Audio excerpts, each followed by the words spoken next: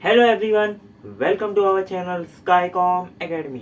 मैं हर्ष पांडे आज आपको बताने वाला हूँ। आज आपके लिए बहुत ही इम्पोर्टेंट वीडियो है क्योंकि आज की वीडियो में आपको 30 डेज का रोड मैप मिलेगा। 30 डेज की जो लास्ट 30 डेज हमारे बचे हैं 10th जनवरी से 10th फरवरी तक, इसका आपको एक कंप्लीट रोड मैप मिलेगा जिसमें अगर आपने ये रोड मैप को फॉलो कर लिया ना तो आपके मार्क्स अच्छे खासे अभी भी इंक्रीज हो सकते हैं। लेकिन ये 30 डेज को अच्छे से आपको यूटिलाइज करना पड़ेगा। कैसे अच्छे से यूटिलाइज करना है, आपको क्या करना है, देखिए आपको मैंने 3 फेजेस में बताए हैं आपको कौन कौन से डे क्या क्या करना है। तो ये 30 डेज के स्ट्रेटेजी को, रोड मैप को अच्छे से फॉलो करिए अगर मार्क्स अच्छे लाने हैं बोर्ड एग्जाम में तो।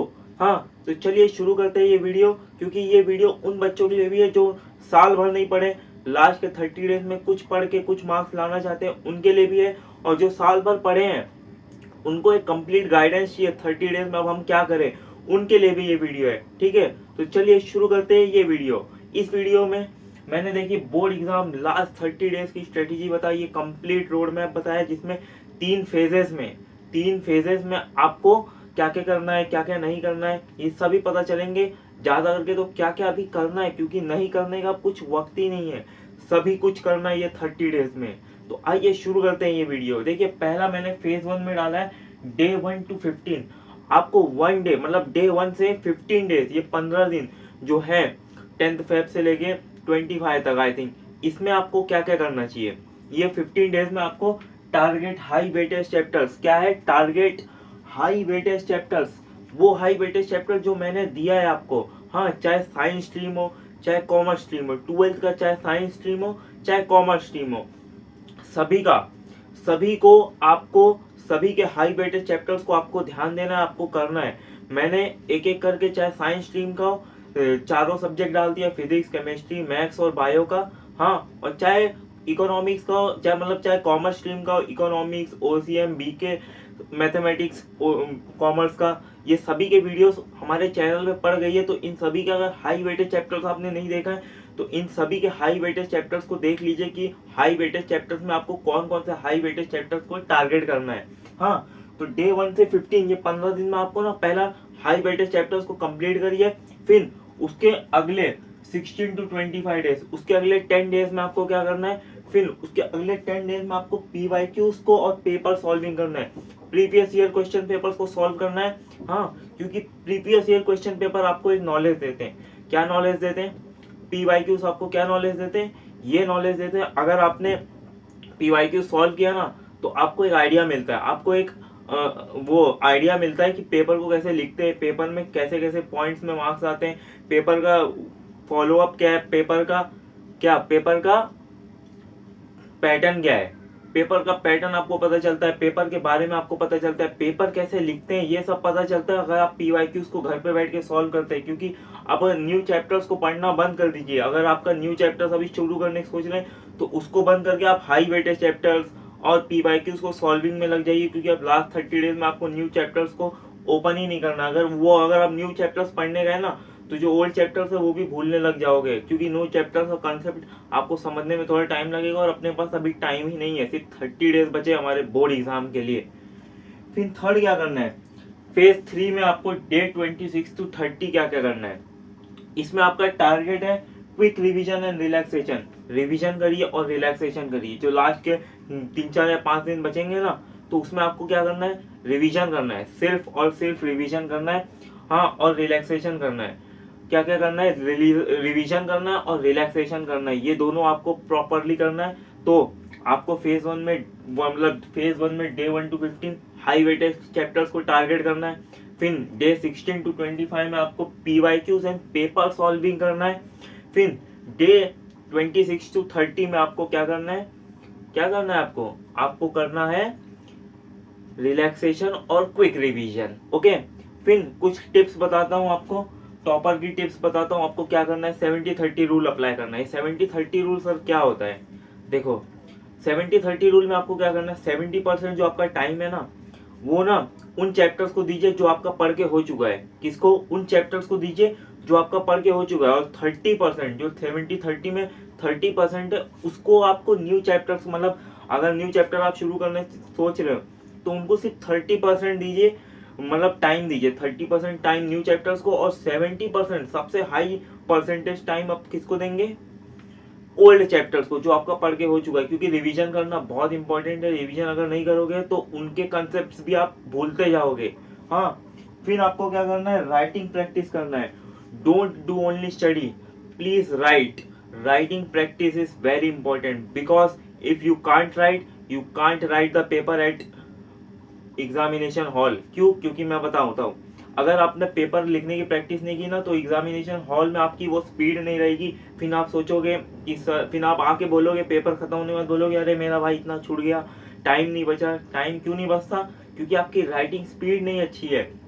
अगर राइटिंग स्पीड अच्छी है तो वेल एंड गुड, लेकिन तो भी प्रैक्टिस करिए because practice makes the man perfect. Writing practice करिए because don't do only study, practice for writing. Practice करिए राइटिंग की, सिर्फ स्टडी करने से कुछ नहीं। स्टडी तो करिए, स्टडी करने के बाद उसी आंसर्स को या पीवाईक्यूज को जब आप सॉल्व करिए ना, जब ये पीवाईक्यूज को सॉल्व करिए ना, तो आपको क्या करना है? आपको सिर्फ ना जो पेपर 3 घंटे में होता है वो 230 या 230 आवर में या 245 आवर्स में कंप्लीट करने की कोशिश करिए।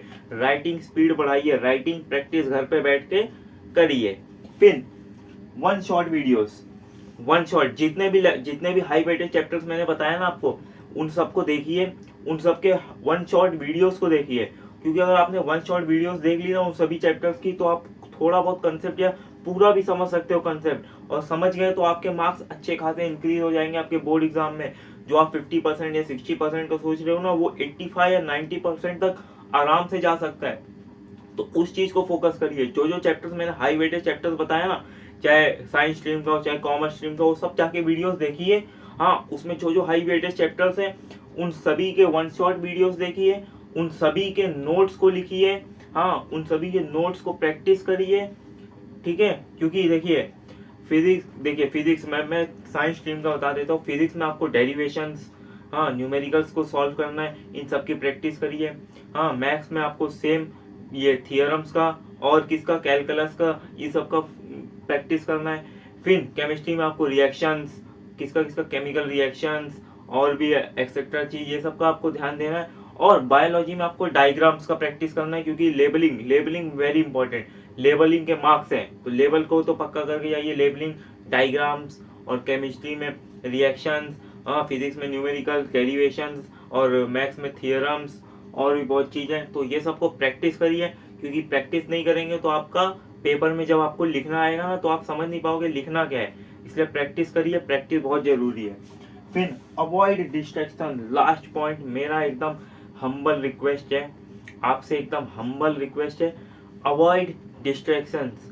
सोशल मीडिया से अब ये 30 दिन जो बचे हैं ना हमारे, सोशल मीडिया से दूर हो जाइए। क्या है, जब पेपर खत्म हो जाएगा लास्ट फेब तक, उसके बाद आपको जितना सोशल मीडिया चलाना है उतना चलाइए। लेकिन अभी जो ये 30 डेज बचे हैं ना बोर्ड एग्जाम के लिए, 30 या 1 मंथ, हाँ मतलब 30 डेज या 2 मंथ, पेपर खत्म होने तक लास्ट फेब हो जाएगा ना, इसलिए 2 मंथ, ये जो 2 मंथ बचे हैं ना, ये जो 2 मंथ बचे हैं ना, इसमें डिस्ट्रैक्शन को अवॉइड कर दीजिए। सोशल मीडिया, रील्स, शॉर्ट्स, ये सबको थोड़ा अवॉइड करिए। क्योंकि अगर आप ये सब देखोगे ना, देखिए अगर मोबाइल लीजिए तो ये सोशल मीडिया मत चलाइए। क्या चलाइए? सिर्फ वन शॉट वीडियोस को देखिए। किसको? सिर्फ वन शॉट वीडियोस को। अगर मार्क्स अच्छे लाने हैं तो डिस्ट्रैक्शन को करिए अवॉइड, वन शॉट वीडियोस देखिए, राइटिंग प्रैक्टिस करिए, 70-30 रूल अपनाइए।